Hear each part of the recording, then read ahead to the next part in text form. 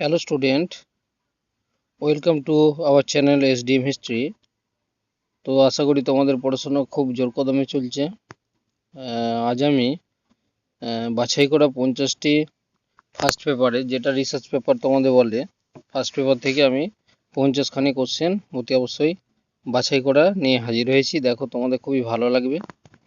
তো আজকের প্রথম প্রশ্ন, অ্যাস্কাই ASCII এর পুরো কথাটি কি?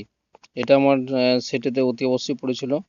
এর ফুল ফর্ম হচ্ছে American standard code for information interchange. 2 নম্বর প্রশ্ন, ইউআরএল এর পুরো কথাটি কি?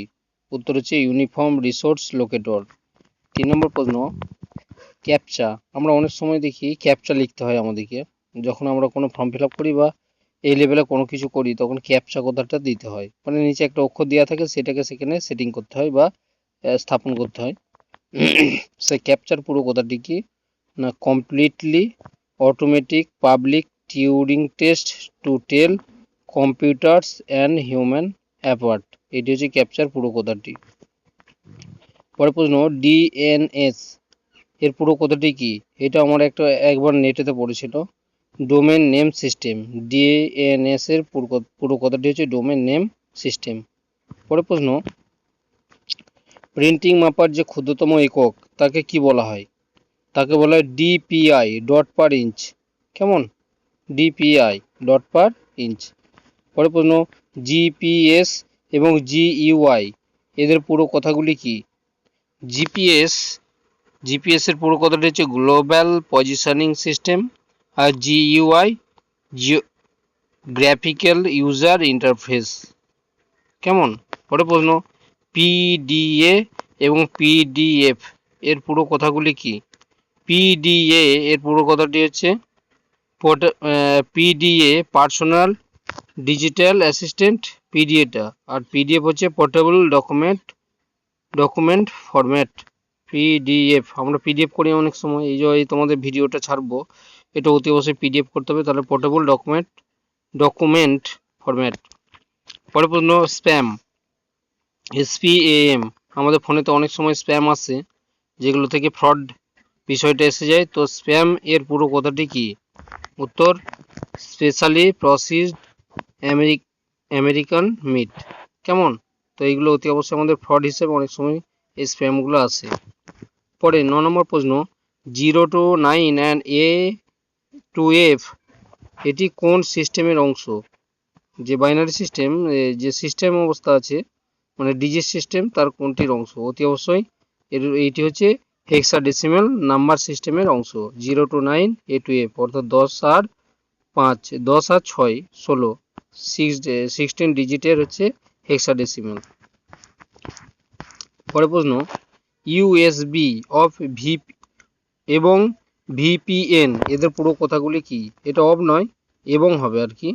ইউএসবি এবং ভিপিএন এদের পুরো কথাগুলি কি? উত্তর, ইউএসবির পুরো কথাটি হচ্ছে ইউনিভার্সাল সিরিয়াল বাস, আর ভিপিএন হচ্ছে ভার্চুয়াল প্রাইভেট নেটওয়ার্ক।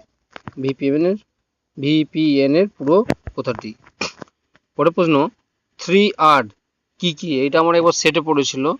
3R কি কি? উত্তর, রিডিউস, রিউজ এবং রিসাইক্লিং।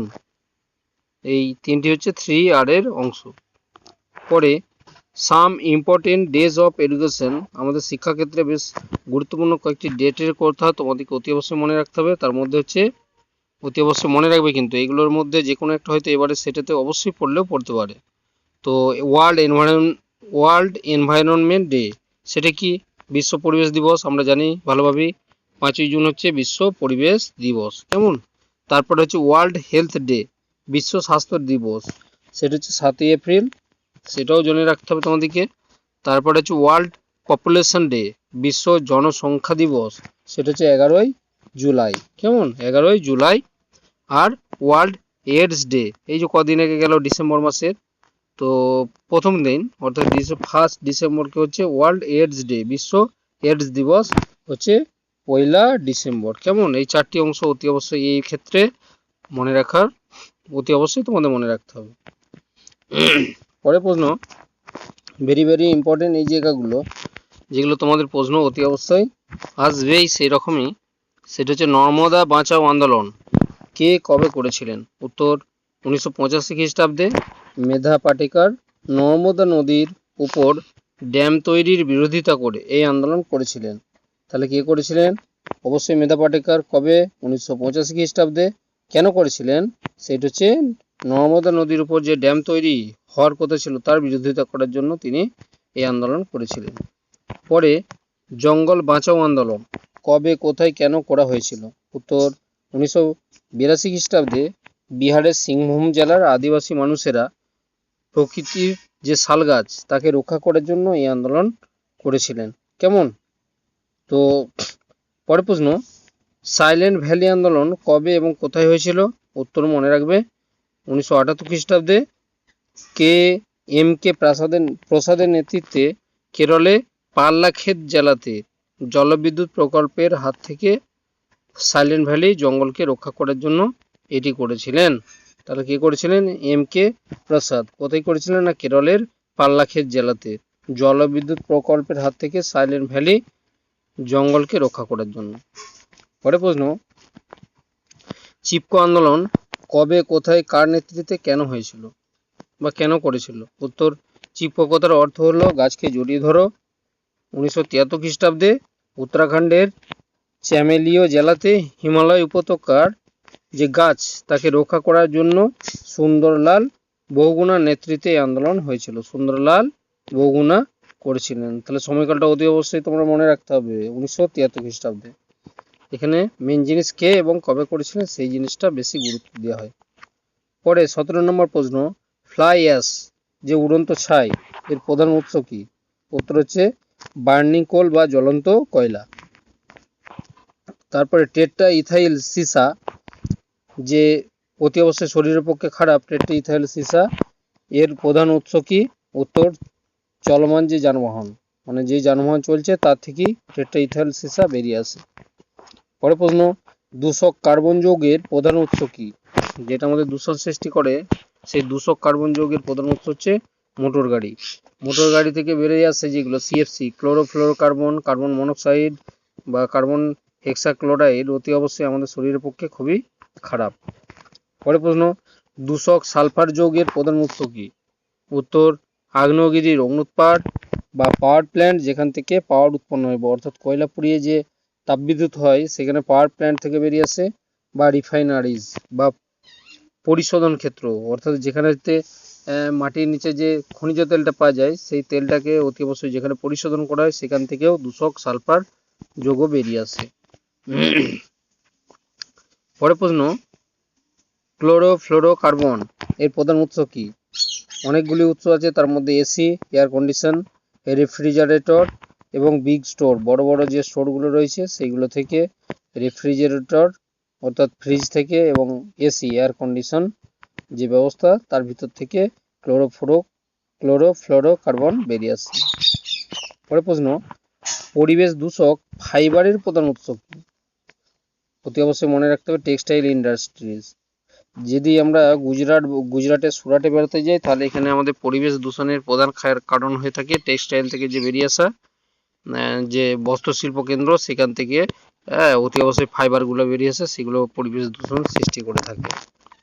পরে ভারতে কবে কার সময়ে প্রথম আদমশুমারি বা জনগণনা শুরু হয়েছিল?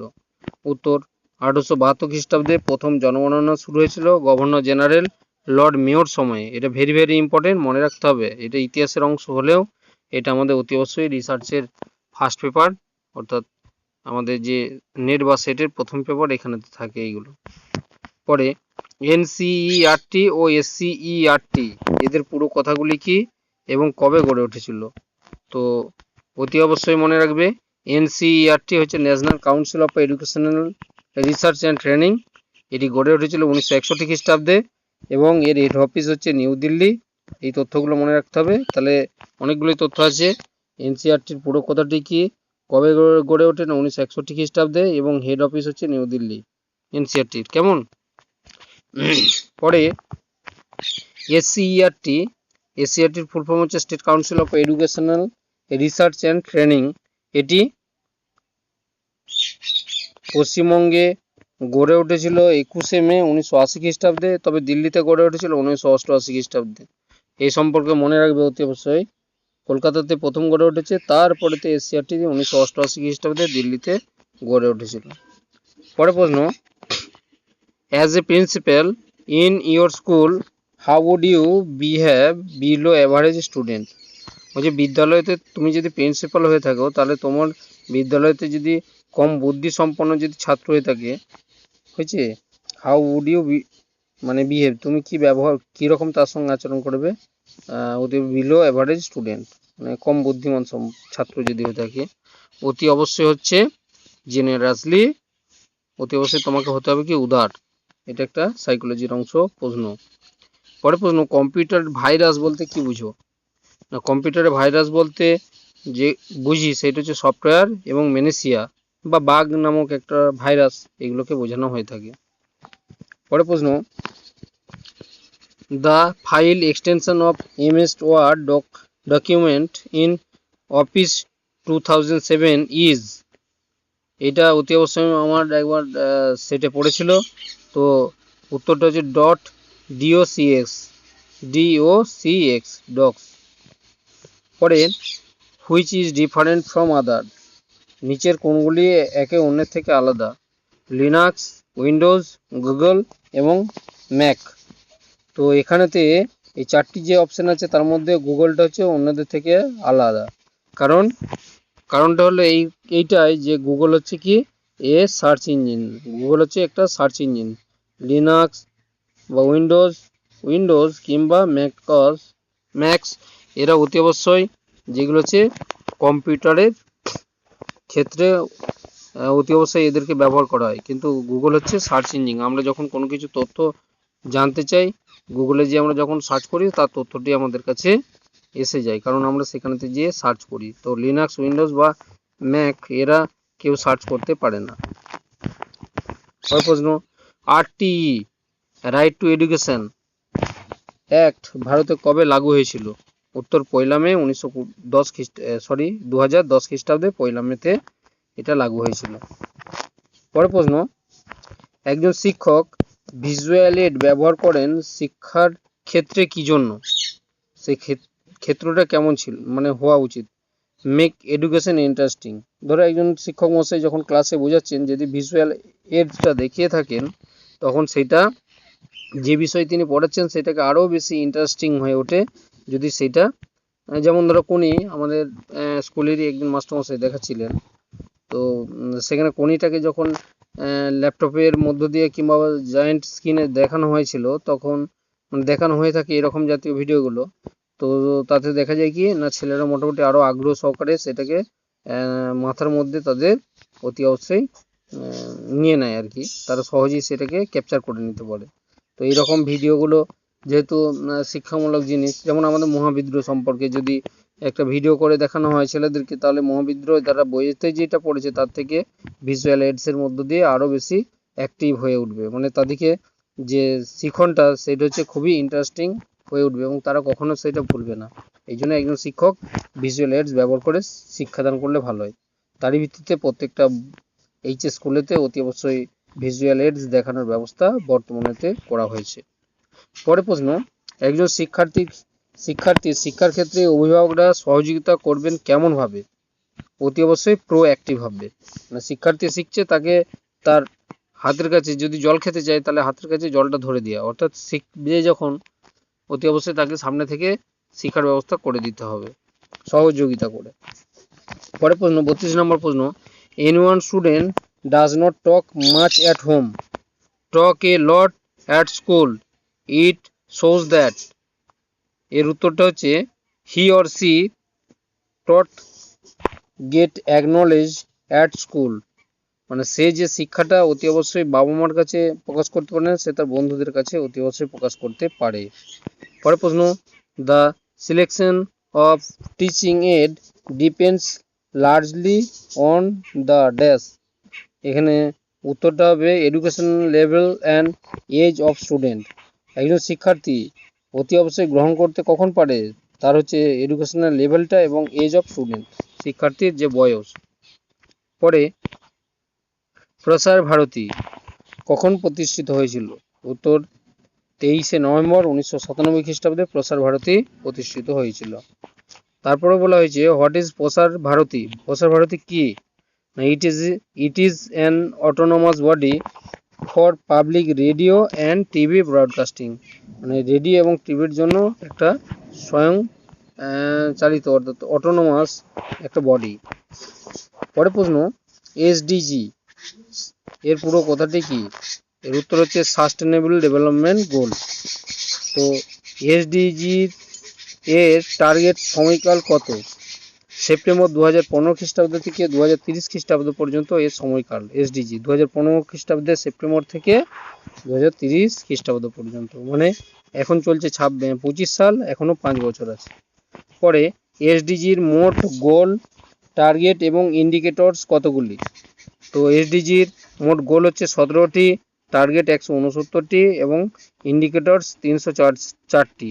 তো আমার বেলায় পড়েছিল টার্গেটটা, হয়েছে যখন আমি সেট কোয়ালিফাই করি তখন আমার অতি অবশ্যই যেটা ছিল সেটা হচ্ছে টার্গেট কতগুলি ছিল, 169টি। এইটি মনে রাখতে হবে। এই তিনটে গোল হচ্ছে 17টি, টার্গেট 169টি, গোল হচ্ছে 17টি, টার্গেট 169টি আর ইন্ডিকেটর হচ্ছে 304টি। অতি অবশ্যই এগুলো ছোট ছোট তথ্য, কিন্তু এগুলো খুবই গুরুত্বপূর্ণ, মনে রাখতে হবে তোমাদের। পরে প্রশ্ন, এসডিজি এর সদর দপ্তর কোথায়? উত্তর নিউ ইয়র্ক, হয়েছে নিউ ইয়র্কে হচ্ছে এসডিজি সদর দপ্তর। তারপরে প্রশ্ন, এমডিজি এর পুরো কথাটি কি? না, এমডিজির পুরো কথাটা হচ্ছে মিলেনিয়াম ডেভেলপমেন্ট গোল। তারপরে দেখো এমডিজি এর ধার্য সময়কাল কত, মানে কতদিন ধার্য করা হয়েছিল? সেপ্টেম্বর 2000 খ্রিস্টাব্দ থেকে 2015 খ্রিস্টাব্দে। তাহলে সেপ্টেম্বর 2000 খ্রিস্টাব্দ থেকে 2015 খ্রিস্টাব্দ পর্যন্ত ছিল এমডিজি। আর এসডিজি কত ছিল? না, এসডিজি হচ্ছে সাস্টেনেবল ডেভেলপমেন্ট গোল। এসডিজি হচ্ছে 2015 থেকে 30, কেমন? অতি অবশ্যই যেটা এখন চলছে এসডিজিটা। তো এমডিজি হয়ে গেছে, মিলেনিয়াম ডেভেলপমেন্ট গোল। পরে প্রশ্ন, এমডিজি টার্গেট এবং গোল সংখ্যা কত ছিল? উত্তর এমডিজির টার্গেট হচ্ছে 21টি আর হচ্ছে গোল সংখ্যা হচ্ছে 8টি ছিল, কেমন? পরে প্রশ্ন, ভারতের পরিবেশ গবেষণা কেন্দ্র কোথায় অবস্থিত? ভারতের পরিবেশ গবেষণা কেন্দ্র হচ্ছে অবশ্যই নাগপুরে অবস্থিত। পরে প্রশ্ন 44 নম্বর, ন্যাশনাল ডিফেন্স একাডেমি কোথায় অবস্থিত?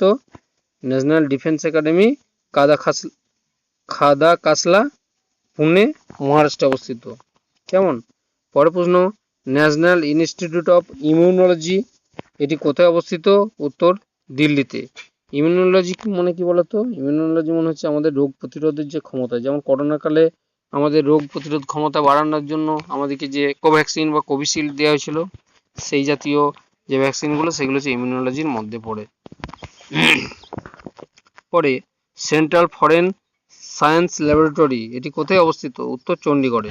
দেখো কেউ যখন কাউকে মেরে মাটি চাপা দিয়ে দেয়, তার শরীরে যে সমস্ত রিপোর্টগুলো, তার মধ্যে একটা হচ্ছে ফরেন্সিক রিপোর্ট বলা হয়ে থাকে, কেমন? সেই forensic laboratory, forensic science laboratory কোথায় অবস্থিত? চণ্ডীগড়। ওর জন্য এটা ভেরি ভেরি ইম্পর্টেন্ট, মনে রাখতে হবে। এগুলো আমি যদিও আমাদের ফার্স্ট পেপারে অনেক সময় এসে যায়, হ্যাঁ এইগুলো জিকের মধ্যে আছে অথচ এসেও যায়, সেই জন্যই আমি এই ভিডিওগুলো মানে এই তথ্যগুলোকে এখানেতে আমি স্থান দিয়েছি আর কি। পরের প্রশ্ন, members of the same species are not alike. Very very important একটা বিখ্যাত উক্তি। Members of the same species are not alike, অর্থাৎ সমজাতীয় যে একই স্পেসিস বা একই বংশধরেরই একই মানে গোত্রের লোক কেউ কখনো সমান হয় না, সব অসমানই হয়। একই পরিবারে একই দেখতে দু ভাই কখনো একই রকমের চালচলন হবে না, তাদের মধ্যে ডিফারেন্স থাকবে। এই যে বিখ্যাত উক্তিটি, এটি কে করেছিলেন? উত্তর চার্লস ডারউইন। পরের প্রশ্ন 48 নম্বর প্রশ্ন, ইন্ডিয়ান স্কুল অফ মাইন এবং Indian institute of foreign trade এগুলি কোথায়, এর সদর দপ্তর বা এগুলি কোথায় অবস্থিত, মেন অফিস? উত্তর ইন্ডিয়ান স্কুল অফ মাইন ধানবাদে। ধানবাদ কোথায় বলতো? অতি অবশ্যই মনে রাখতে হবে, ধানবাদ হচ্ছে বর্তমানে ঝাড়খণ্ডে। আর Indian institute of foreign trade, Indian institute of foreign trade এটি অবস্থিত নিউ দিল্লিতে। তো দুটোই দু জিনিস, একটা হচ্ছে মাইন সম্পর্কে, অর্থাৎ আমাদের মাটির নিচে যে খনিজ পদার্থ আছে সেই সম্পর্কে জানার জন্য। সেটি হচ্ছে ধানবাদেতে অবস্থিত উত্তরাখণ্ডে। আর Indian institute of foreign trade, বিদেশের সঙ্গে যে ব্যবসা বাণিজ্য, সেইটির মেন অফিস হচ্ছে দিল্লিতে অবস্থিত। হয়েছে। পরের প্রশ্ন 49 নম্বর প্রশ্ন, একটি শিক্ষক কেন্দ্রিক পাঠদান পদ্ধতির নাম করো। মানে যেখানে টিচার সেন্টারেড পদ্ধতি হচ্ছে অতি অবশ্যই মনে রাখতে হবে, সেটা হচ্ছে লেকচার মেথড বা ডেমনস্ট্রেশন মেথড। হয়েছে। লেকচার দিয়ে মাস্টারমশাইরা কখনো পড়াতে পারেন, বা ডেমনস্ট্রেশন কোনো একটা উপস্থাপন করে তার ভিত্তিতে পড়ানোটা। এবং আজকে লাস্ট প্রশ্ন, দ্য ফার্স্ট স্টেপ অফ রিসার্চের প্রথম স্টেপটা কি? উত্তর হচ্ছে ফাইন্ডিং এ প্রবলেম। অতি অবশ্যই একটা প্রবলেম ফাইন্ড করা, এটি হচ্ছে অতি অবশ্যই রিসার্চের মেন যে মানে রিসার্চ করতে গেলে তোমাকে অতি অবশ্যই যেটা করতে হবে, ফাইন্ডিং এ প্রবলেম, একটা প্রবলেম তোমাকে খুঁজে বের করতে হবে, তারপরে সেইটার ভিত্তিতে তোমাকে রিসার্চ করে যেতে হবে। তো যাই হোক, তোমাদের কেমন লাগছে অতি অবশ্যই তোমরা কমেন্ট বক্সে কমেন্ট করো। আর অতি অবশ্যই যারা নতুন রয়েছে তারা আমার চ্যানেলটাকে অতি অবশ্যই সাবস্ক্রাইব করে, হ্যাঁ, পাশে থাকা বেল আইকনটি অতি অবশ্যই টিপে দিও এবং বন্ধুদের মধ্যে বেশি বেশি করে শেয়ার করো। তাহলে আমার অতি অবশ্যই খুব যে কাজ করে চলেছি সেটা আমি সার্থক বলে নিজেকে মনে করব। ওকে, ঠিক আছে, আজ এই পর্যন্ত। আবার পরের ভিডিও নিয়ে হাজির হব।